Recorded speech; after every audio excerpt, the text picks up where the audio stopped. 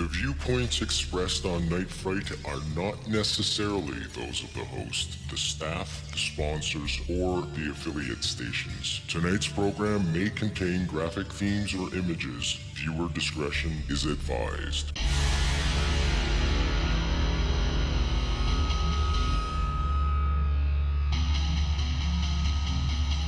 There is a time for question. There is a time for answers. There is a time to challenge. There is a time to speculate. There is a time for change. There is a time for truth. The time is now.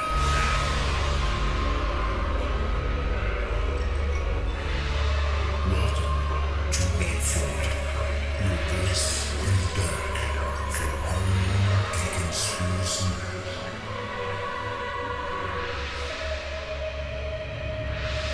And now your host, Brent Holland.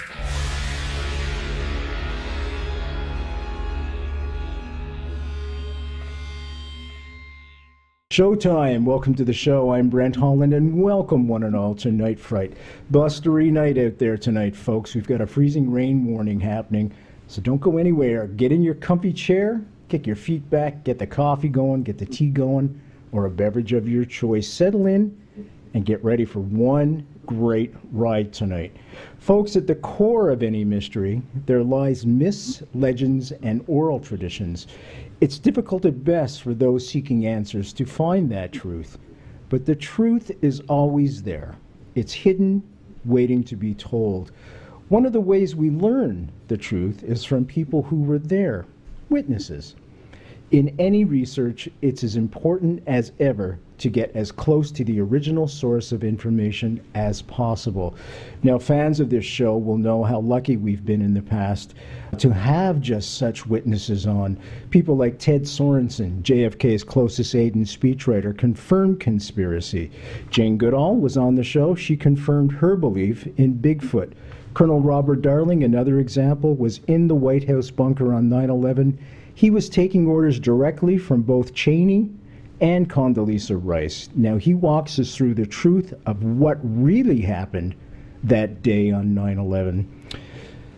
Tonight, authors and researchers Tom Carey and Don Schmitt have continued with this legacy and done us all a great service with their new book, Children of Roswell, a 7-decade legacy of fear and intimidation. Tonight, we look at exactly what the witnesses saw at the beginning of July 1947 at a crash site in the middle of the New Mexico desert. The debris, the bodies, well, let me quote one witness, Mac Brazel, who said, "They weren't human." We also look at the evidence of debris taken from the crash site, who transported it, and where. The legendary metal that was impenetrable, fireproof, and when scrunched up in a ball, would unfold itself back to perfect shape. There's lots to cover tonight, so let's get going, folks. Tom Carey has been here before. Everybody remembers him when he had his great book out, Area 51, also with Don Schmitt. Tom Carey has a master's degree in anthropology and held a top secret clearance. Let me repeat that once again, please. A top secret clearance, excusez-moi, when he was in the United States Air Force. Tom, welcome back to the show. Thanks for joining us, and thanks for this book. Nice to be with you again, Brent. Thank you so much. Why is this case still important to us? I mean, it's in the news still all around us. There's UFO conferences everywhere. There's new books out, great new books, and there still seems to be a plethora of new evidence that's always coming around this case. Why is it still important? The case is the most widely known UFO case of all time. It's the most assiduously investigated UFO case of all time. And in my humble opinion, it's the most interesting UFO case of all time. For me, and I suspect for others, it's we're not talking about lights in the sky. We're not talking about alleged abductions where you don't have anything to show for it. It's a case that's left to us from the 20th century. It's an unsolved mystery. Remember that show, Unsolved Mystery? It's an unsolved mystery from the 20th century that we're still working on. And for me, it has everything. It has I'm a nuts and bolts type of guy. The light, there's so many, the UFOs are like will-o'-the-wisps. They don't seem to be like solid objects, but this one was. It was a nuts and bolts craft. It left wreckage, bodies. There was a cover-up, which still exists today. And we have many, many, many witnesses, which is a real plus for the case. So many cases are a single witness. You can't do anything with a single witness. Look at that Annie Jacobson case from the Area 51 book that she did. It was a single witness that turned out to be a hoax. So we have actually hundreds of witnesses on record, and we found 4 new ones this past week. So we are still on the case. Can you give us a bit of insight about those 4 new witnesses? I don't want you to give anything away. Obviously, there's a new book in the works. Well, one of them is still alive, which is a rarity because most of them, I'd say 99% of the people who were involved in the recovery in 1947 are dead now. They're gone. Or else they're still alive but incapacitated to where you can't interview them. But we found one whose father was still alive, but he didn't want to talk, so I talked to the son, one of the children of Roswell. And he was a guard at the hangar where all of this stuff was kept when they brought it in from the crash site. So the Roswell Army Air Force Base. Yes, Okay. At the RAAF, the Roswell Army Airfield, not the Royal Air Force.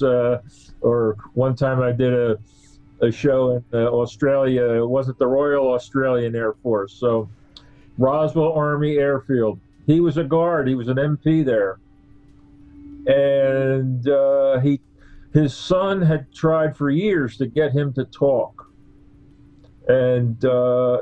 No, I'm mixing him up with another one we found. But his story was that he was a guard at the base. He was issued a M1 carbine, shoot anything that tries to get into the hangar. And so we found him this week. We found another one who unfortunately passed away 3 months ago. I just missed him. He was another guard. One was a guard on the inside of the hangar, shoot anything that comes in that doesn't know the password, shoot them. And the previous one was a guard on the outside. So it's not that these 2 new witnesses have given us new information, because we have already put together a framework for what happened in 1947, from the crash to the recovery, to the delivery of everything to Wright Field in Dayton, Ohio. And what we're finding is that the witnesses that we are now finding are just reinforcing the framework that we have already put together. Which means, of course, that the narrative is starting to have a consensus. Because even though the small, what's the word I'm looking for? The small little details may vary, the crux, the core of the story remains the same. It's kind of like the Gospels, People say, well, look, this is a little bit different, that's a little bit different. The idea is the core of the story remains the same, and when you're dealing with oral traditions, First Nation folks, Aboriginals around the world, this is how they pass things on. The core of the history stays the same. So I think you're onto something exactly right there. Core remains the same. We finally put the core together around the year 2000, because we heard so many different stories, but we started getting a number of them that were reinforcing one another. And we said, okay, it must have happened this way, because we didn't have the date of the crash settled, but we do have it settled now. What's it been settled on? The evening of July the 2nd. The 2nd, okay. 2nd, 1947, about 11 p.m. And we now have the trajectory settled. It didn't just zoom in. It was struck, and then it wandered around a bit, because we have a couple of witnesses that now that they have told us that they've seen it going in the opposite direction. Really? From the direction it crashed. So we have enough of those that we said, okay, it didn't just get struck by lightning or explode on its own and go down. It stayed aloft for a while and sort of went southeast and then came back and then turned around again and then went down. Have you thought about why it might take such a course? Any idea? No, because we don't know what propelled it. Right. We can't speculate on what was keeping it aloft. Okay. See, Don and I, we just go with in the beginning of every book that we do, we have a little page that says, just the facts, ma'am. And if you remember who said that, it was Joe Friday from the LAPD Dragnet. Oh boy, now you've dated me. Just the facts, ma'am. And because we always get the question, oh, where do they come from? Well, exactly. We don't discuss that. We don't know. We leave that to others. We're just on the trail of verifying what happened, and we leave the speculation as to, well, why are they here? Beats me. Maybe it's just because maybe they don't think like us. We don't know. Let's hope At least we don't know, but maybe somebody does. I don't know. One common question I always get asked by media is, are we alone? And I say, God, I hope we're not the most intelligent species in the universe, because if we are, we're in trouble. We're in serious trouble. Most scientists, philosophers, doctors, lawyers, or what have you, it's now pretty much common acceptance that statistically there's other intelligent life in the universe. We're not the only ones statistically, and I believe that because I believe life is the norm rather than the exception. Yeah. And I believe that because when you go down, remember when they first went down to find the Titanic? Sure. They didn't expect to find any life down there. Well, there's life down there that has adapted to those depths. So I believe that life is the rule rather than the exception. Now, are they human life like us? I don't know. Well, that's a pretty good segue, Tom. Let's jump into the bodies. One of the most disturbing, I read the book, and one of the most disturbing stories in here is one by Miriam Bush. And when she says one of them moved, referring to one of the bodies she saw. Can you tell the folks that story? And that's in the book, by the way, folks. Yes. It's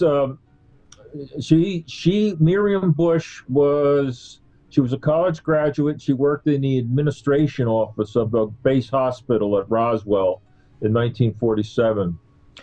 And we get the story from her sister-in-law, Pat Bush, and her brother, George Bush, not George W. Bush, but George Bush. So one night, and this is when this event happened, Miriam comes home from work, and they're sitting around the dinner table, and she is just beside herself. She doesn't touch her food, and finally her father, who was a chiropractor, said, Miriam, what's the matter? And she just broke down, started crying, ran into her bedroom, started sobbing, and her father follows her in. What's the matter? What's the matter? So she said, something happened at the base today. I saw something that I wasn't supposed to see.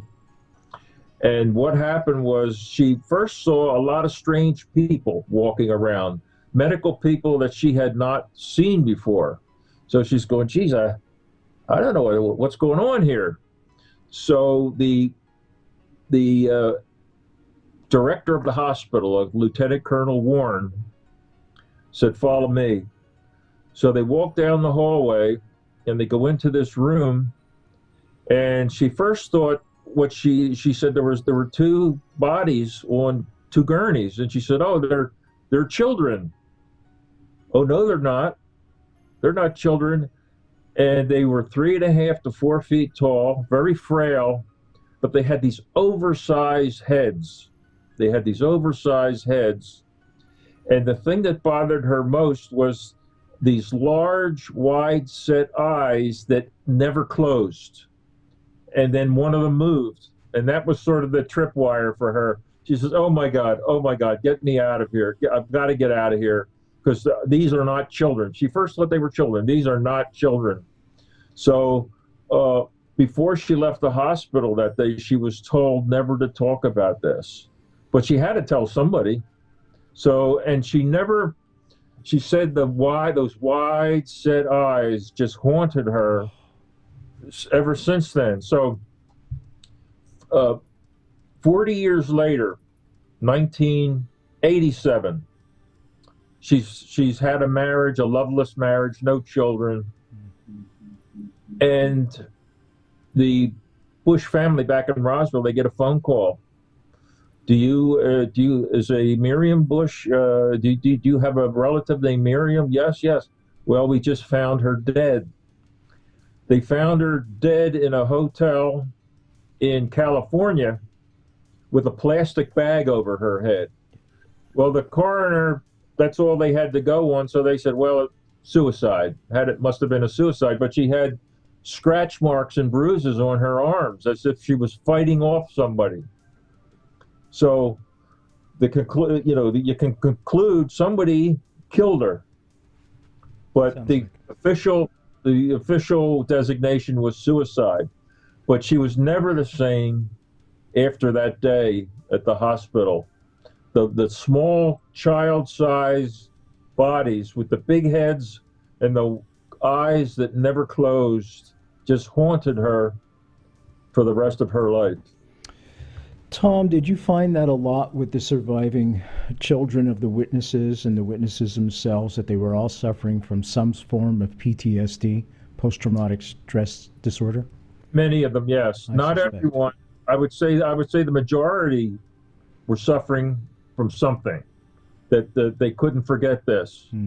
One fellow, absolutely, it didn't bother him. He was another child of Roswell. We have a chapter called the Roswell's favorite son, Tom Brookshire, who was a NFL rookie. He was a NFL football player for the Philadelphia Eagles, who unfortunately I'm a fan of.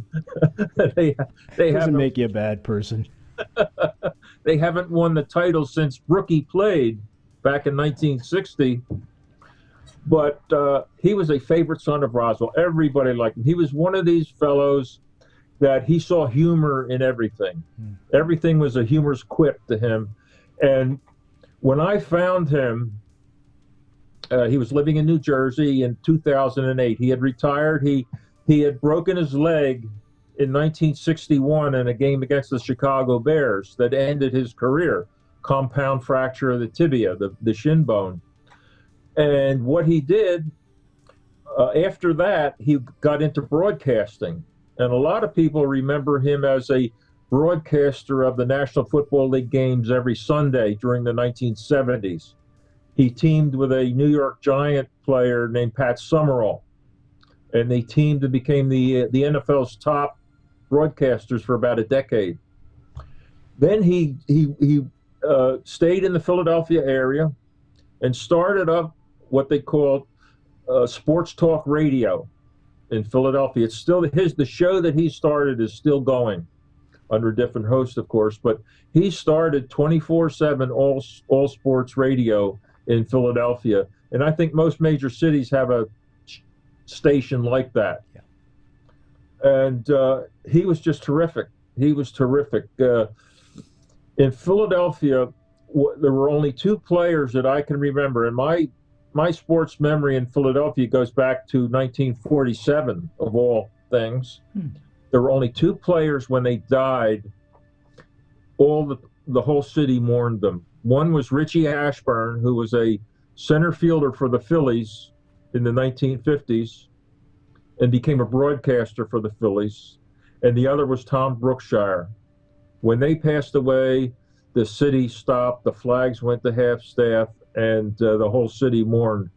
And everybody loved them. And so I can tell you that what he saw in 1947, he had a first-hand experience with the wreckage. He was 16 years old. His father owned a gas station, a service station on Main Street in Roswell. And in the summertime, Tom would pump gas. You know, it's school's out, and he would help out his father. He got to know a number of the airmen on the base just south of town. They would come in and get their cars filled up and serviced, and Tom would pump the gas. So he got to know them. And he said that when this happened, you're too young to remember, and so am I, but Winston Churchill is famous for his Iron Curtain speech. Yes. From 1946. It seems like a Iron Curtain has descended from Stettin in the Baltic to Trieste in the Adriatic. And behind the Iron Curtain, you have the Soviet Union, the communists. Well, when this happened, Tom Brookshire told me that it was like an Iron Curtain went down around the base. You couldn't get in and they couldn't get out. And it was like that for a number of days. And when the curtain lifted, all of a sudden, the people from the base who would visit his father's service station, they wouldn't talk to them anymore. Wouldn't talk to them. And he said the town of Roswell was never the same after that. A level of distrust became prevalent between the base and the town, and vice versa. Neither one trusted the other. And he said it was really something to behold, because he was an affable guy. He liked everybody, and the fellows from the base wouldn't talk to him. So the other thing was, he was a football player at Roswell High School, and a number of friends would congregate around his father's gas station. They'd sort of hang around, you know. Sure. And one of them said, "Hey, have you seen what Roy Tyner has?" Now, Roy Tyner was a welder. He had his own welding shop just off of Main Street in Roswell. No, what does he have? He's got this piece of metal that you've never seen anything like it.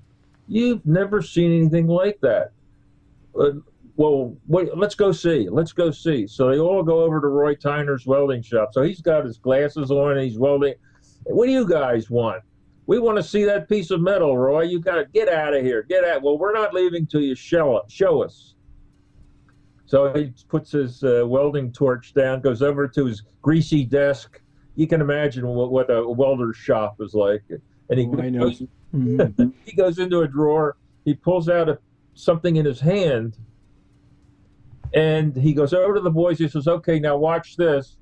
He holds his hand out, shoulder high, and he says, "Okay, watch this." So he opens his hand and unfurls this piece of, looks like aluminum, very thin.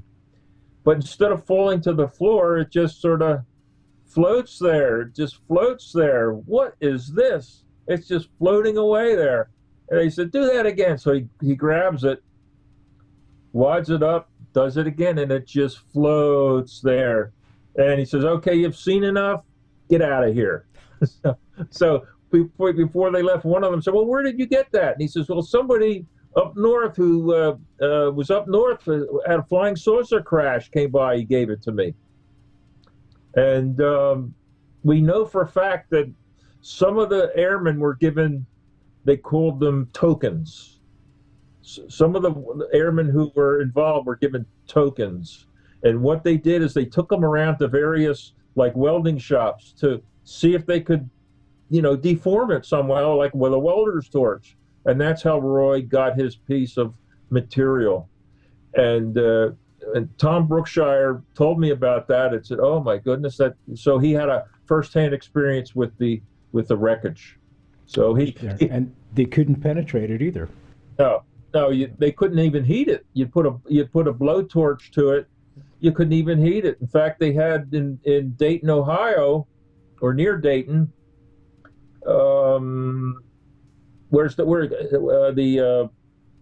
where's the Football Hall of Fame in Ohio? It's Oh, you've got me. I'm sorry, I don't know. I forget. Well, it's the same town where the NFL Hall of Fame is. Okay. There was a big metallurgical factory. They had one of the highest things where they melt metal at up to 2,000 degrees Fahrenheit, and they took some of the metal there, not Tom Brookshire, but others, and they put it in this 2,000 degree smelter. Didn't even heat it. Didn't even heat it. Did not even heat it. It resisted heat. And not only that, you couldn't scratch it, you couldn't cut it, you couldn't burn it, you couldn't do anything to it, and you couldn't deform it because it would just fall right out like water. Apparently it was bulletproof too, wasn't it? Somebody was taking shots at it. Yes, we had another child of Roswell, Dan Richards, who died in a solo automobile accident in 1950. But as a teenager, he had a secret cave north of Roswell near the town of Corona. And we have a nice picture of that cave. And it's in the book. But Dan Richards, he had a cave where he kept things that he, as someone told us. I'm going to hold the picture up for folks to see. Yes, that's Don Schmitt kneeling on the top of the cave. It actually has collapsed upon itself. It's a large sinkhole, actually, and Don is kneeling at the top where the entrance was before it collapsed. And great Dan, shot, by the way. Yes, I took that myself. Nicely done. You notice Don is in most of the shots. That's because I took them. Oh, I see. Was that planned, or is that worked out? No, I'm teasing you now. That's the way it is. Yeah. I take all the pictures and record all the interviews. And now there were cigar boxes found in the bottom of this particular cave. Dan, the story is that Dan would keep things in his cave, his secret, that he didn't want others to find. And one of them was the story is that he had an army rifle or two there that he had gotten somewhere. And he had a friend who we interviewed named L.D. Sparks. His picture's in there. And L.D. Sparks used to toss the memory metal up in the air, and it would sort of just float there, and Dan would empty his rifle, and it would just bounce off. Wouldn't penetrate.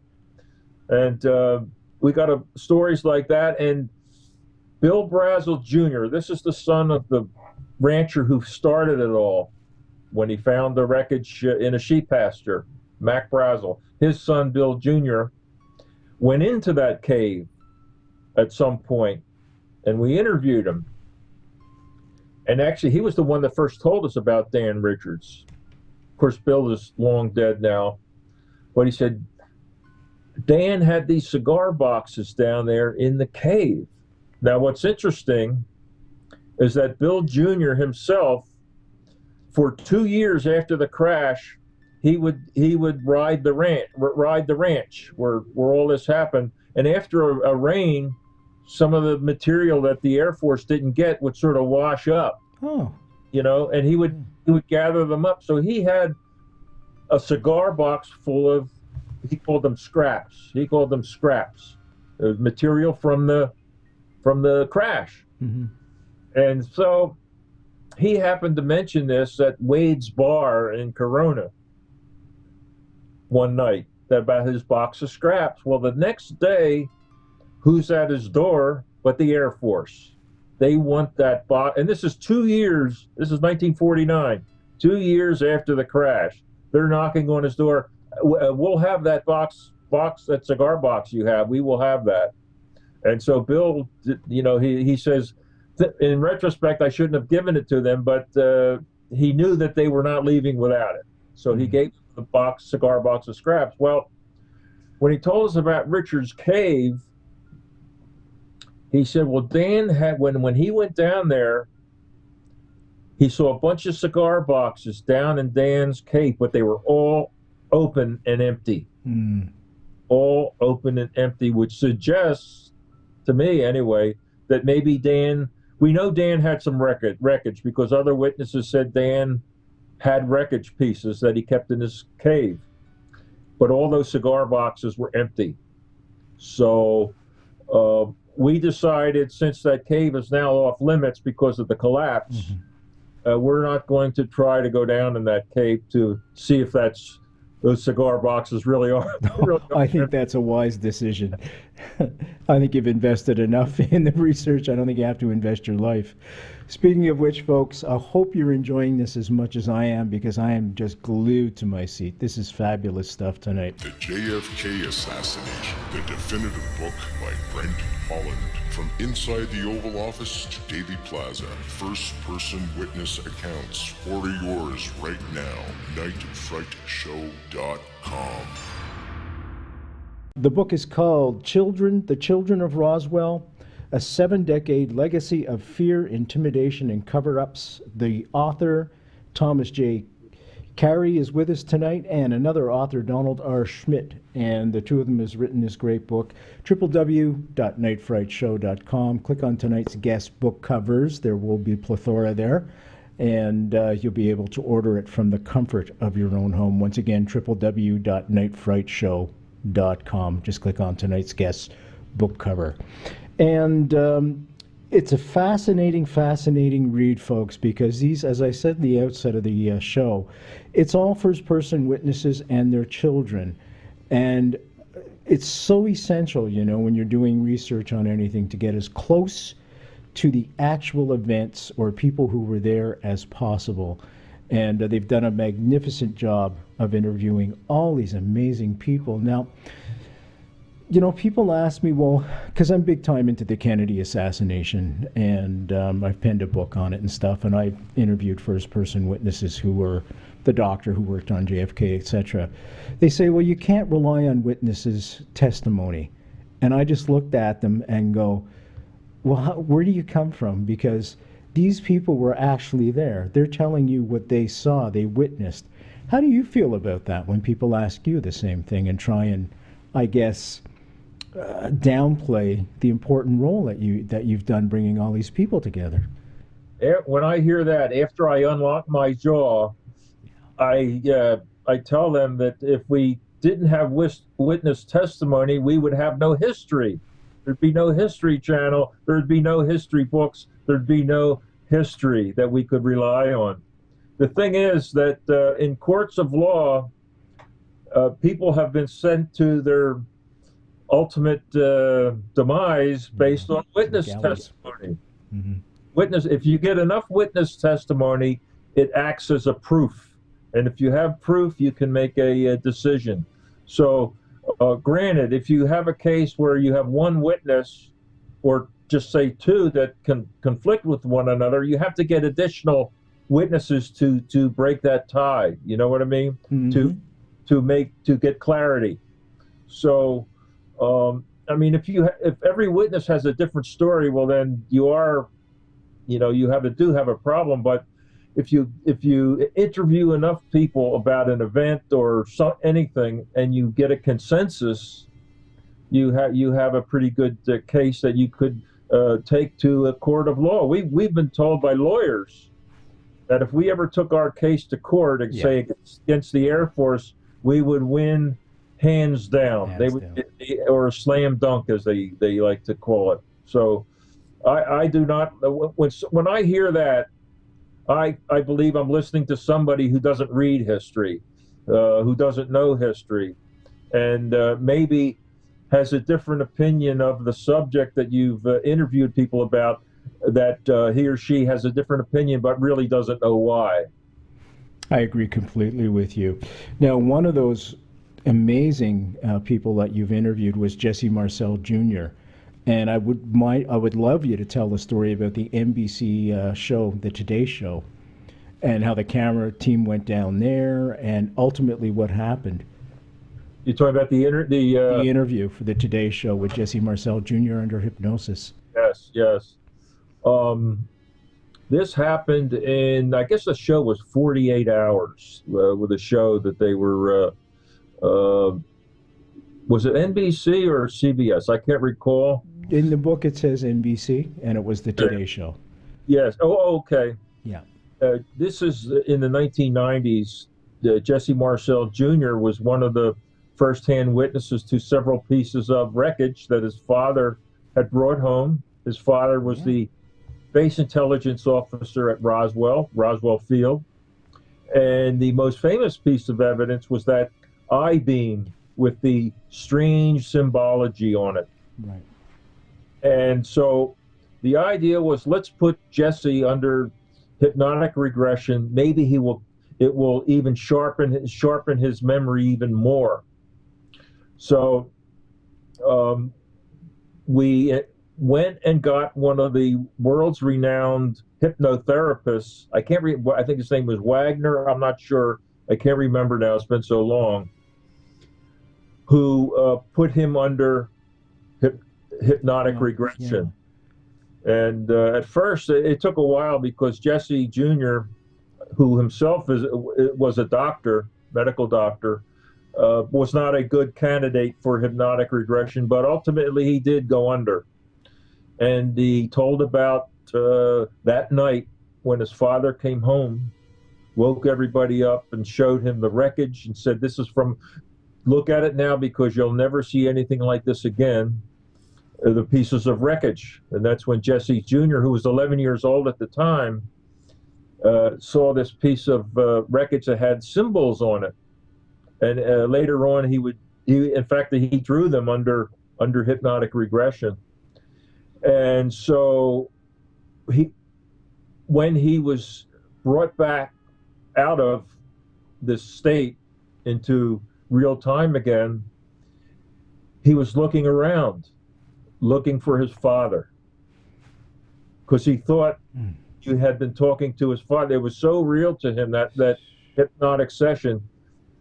He thought his father was there, and he was looking around. Dad, where are you?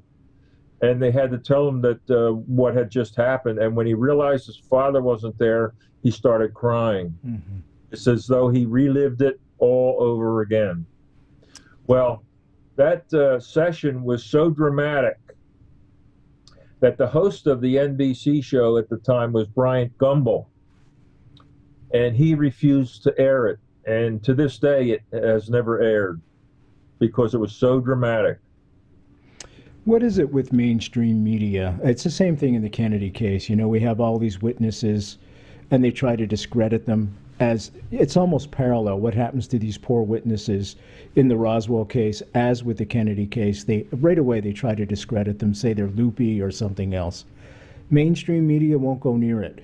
I had Ted Sorensen on the show. He confirmed Ted Sorensen, the guy that wrote the letter to Khrushchev to get him to back down during the missile crisis. I've contacted mainstream media from one end of the country, both countries. Nobody will touch this story. Same thing with Roswell. You've got these incredible first-person witnesses, children who were there, hypnotic regression, people being told to shoot people on sight, and yet mainstream media makes fun of it over and over again. Over a weather balloon. Oh, gosh, yeah, or swamp gas, that must be it. With swamp gas combined with weather balloon, and there was Jupiter somewhere in there, I'm sure. Brent, most of the UFO shows are on cable. Yeah, I noticed that. And the mainstream media still, when they ever have an article about UFOs, it's always tongue-in-cheek, isn't it? It sure is. Tongue-in-cheek. Somebody's a little not playing with a full deck of cards, something like that. So the way we approach the subject is that we're after the facts, just the facts, ma'am.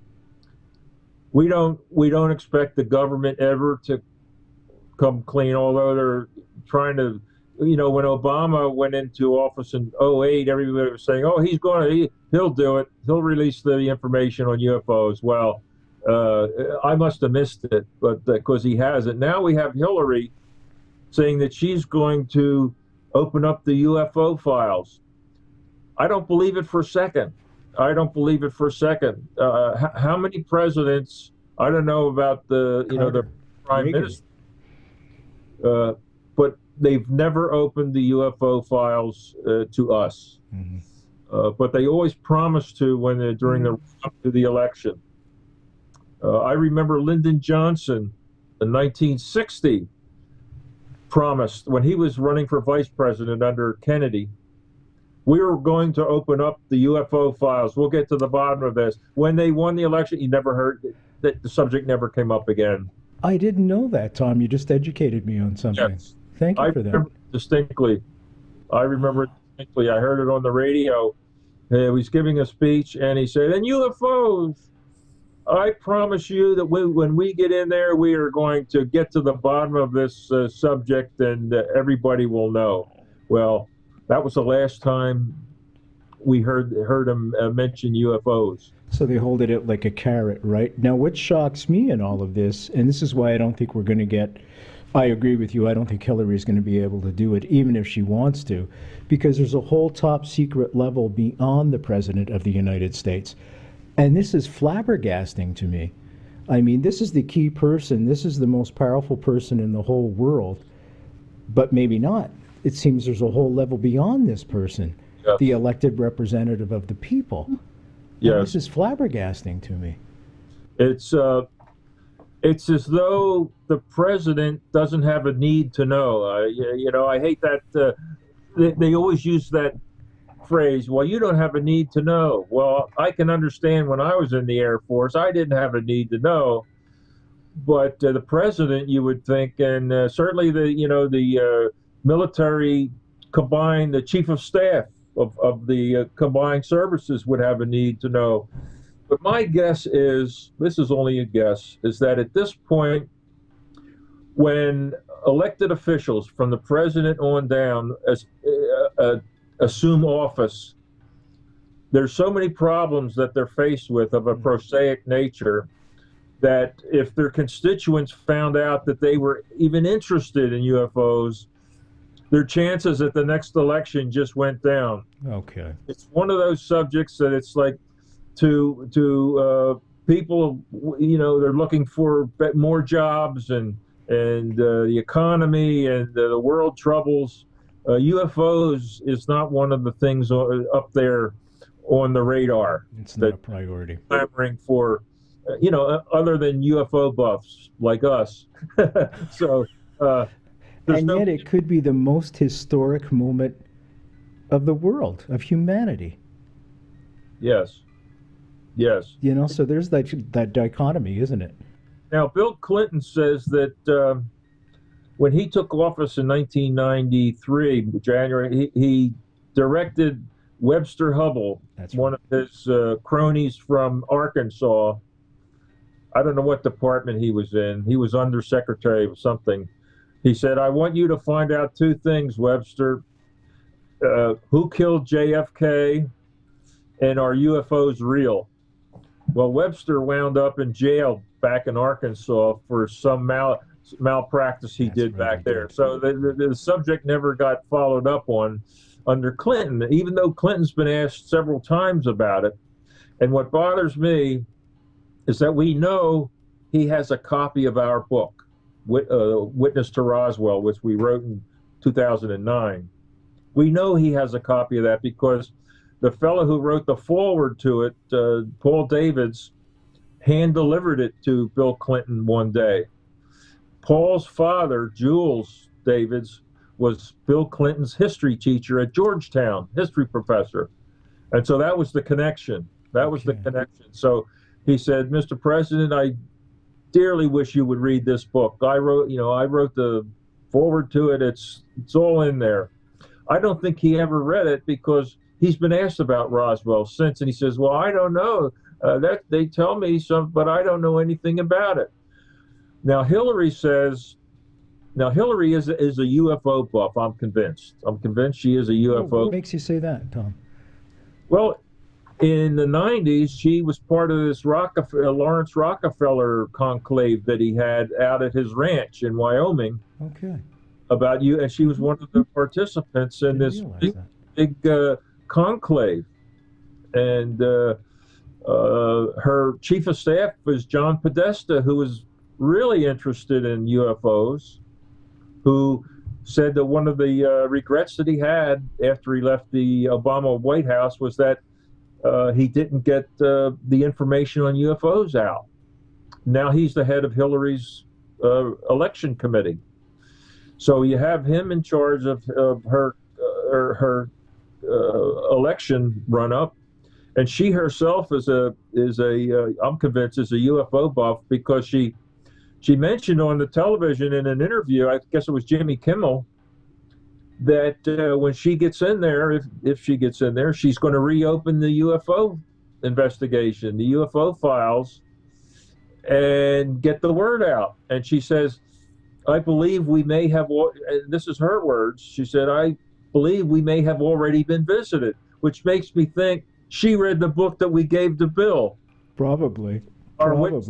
That's the case she has to be talking about, that we may have already been visited. Of course, we believe that we have, but I'd like to think that it was our book she read. That inspired her. Yes. The epiphany moment. Now, again, I hope she's able to do it. I am very reluctant to believe it because, well, good example, again, in 1995, in your book, you were saying that all the files for the RAAF, the Roswell Army Air Force, help me out. Roswell Army Airfield. Thank you, because I was going to say the Royal Canadian Air Force there for a second. Damn Canadians. Wait, I'll say about. Okay. And they destroyed all the damn files. Now, the Secret Service did the same thing in 1995. They were told specifically, the AARB, not to destroy files. So what did they do the very next day within 24 hours? Destroyed the files. Secret Service destroying public files and files that could be acting as evidence. And they've done the same thing here. You know where else they destroyed files? And I believe that this was the template they used for Roswell. Pearl Harbor. They destroyed files. I didn't know that either. Yes. Son of a gun. Historical documents. Yes. The ones that showed that we knew about the impending attack, where and when, and how many carriers were involved. Right. They did a destruction of files sweep. And I believe that they intimidated witnesses, and the whole thing. I'm reading about this. I said, well, that's what they did at Roswell. Exactly right. You're saying that's what they did in JFK. Oh, sure. Yeah, so, witnesses were being discredited, and to this day, to this very day, So they have a track record. Oh, yeah, absolutely. Templates used over and over and over. Well, we know this works. People will just ostracize. It's like when I have an alien abductee on. My attitude is whether or not they were actually abducted doesn't really matter. These people are suffering. For God's sake, don't make fun of them and ostracize them. Let's help them out and do some honest investigating here and try and find a way to help the people, especially if they are being abducted. Let's stop it. Yep. This is insane, the way we treat people. It's just disgusting, barbaric. Now, in terms of intimidation, we were talking about this. Have you ever been intimidated? Because I know you've got the top secret clearance, and I'm wondering if you've ever got that fatal knock at the door where somebody's been there and said, getting a little too close there, Tom. You've got top secret clearance. You should know better. Well, when I was in the Air Force, I never heard of Roswell, so it never came up, because I was in the Air Force in the 1960s. Thank you for your service, by the way. Thank you. The first Roswell book did not come out until 1980. Okay. So actually, I heard about it first when I was living in Toronto. Toronto? Yes. I belong to the local UFO club there, QFORN, the Canadian UFO Research Center. Yeah. And that's when I heard it first. I said, Roswell, what's that? Well, it's about a alleged crash. And when I left Toronto and came back to Pennsylvania, the book was out. And when I read it, it just blew me away. It just blew me away. I lost interest in most every other UFO case. And I've been on the Roswell case for 25 years now, since 1991. is when I got started working with Kevin Randall and Don Schmitt. And I've been working with Don exclusively since 1998, which makes it 18 years now. We've been a team. The Children of Roswell is our fourth book about Roswell. And what we attempt to do in the Children of Roswell is our three previous books. It was about what happened, where it happened, when it happened, and who was, bang, bang, bang, bang, bang. Well, in the children, we do much more character development, more information about the person and what they were doing and why things happened and how they suffered and how families suffered for all these years, what was done to them by the Air Force. And you have to consider over a weather balloon? I don't think so. Something more going on there than that, a lot more. Yes. Yeah, well, Glenn Dennis, there's a great example. Could you tell Glenn Dennis's story?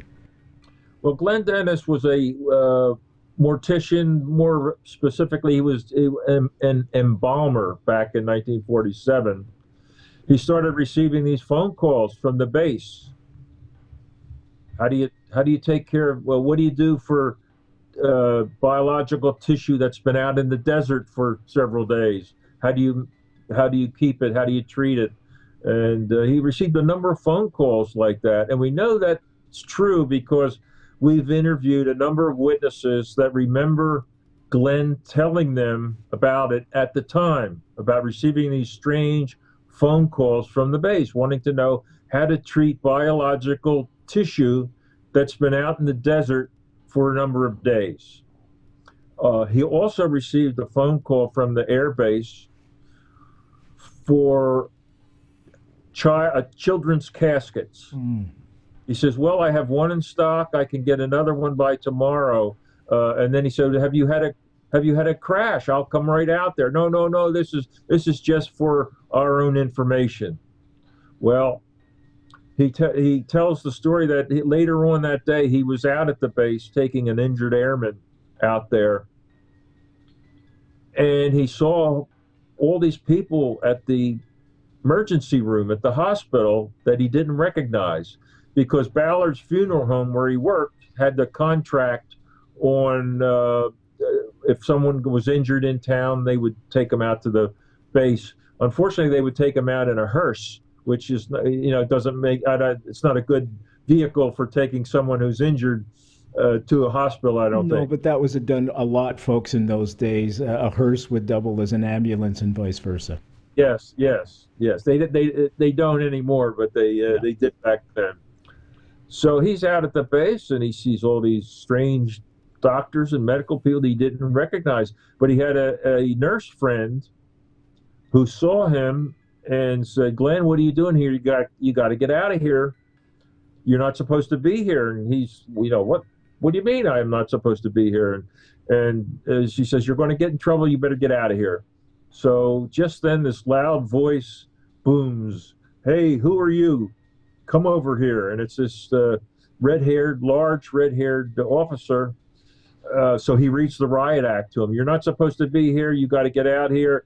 Calls over two airmen, take this guy back to town and make sure he gets there. And Glenn Dennis, who was sort of a feisty guy, says, you can't order me around. I'm a civilian. He says, I'll show you. And so they picked him up bodily and carried him out. The next day, he has lunch with his nurse friend who says it was terrible. 30 seconds, Tom. Sorry. She draws him a picture. She said there were bodies not from here. They were not from here. She drew them on a prescription pad. They were the classic gray, had a small body, big head, and and she disappeared. Jeez. Folks, this book is amazing. All these stories are in here and more. It's meticulously researched, and there's a lot more in here that we didn't get to tonight, but I urge you all to get the book. Get educated. This is historical. It's an historical document. It's all the first-person witnesses. Tom, thank you so much once again for coming on the show. My best to Don. I'm Brent Holland from Night Fright. Thank you all for joining us. See you next time.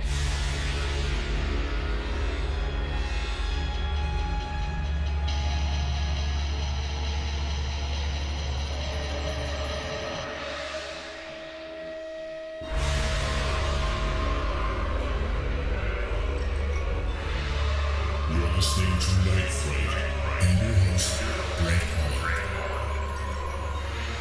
The time is now. Your voice in the dark for paranormal and conspiracy.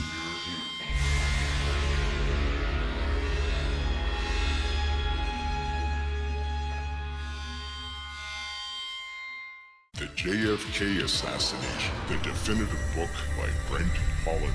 From inside the Oval Office to Daily Plaza, first-person witness accounts. Order yours right now, nightfrightshow.com.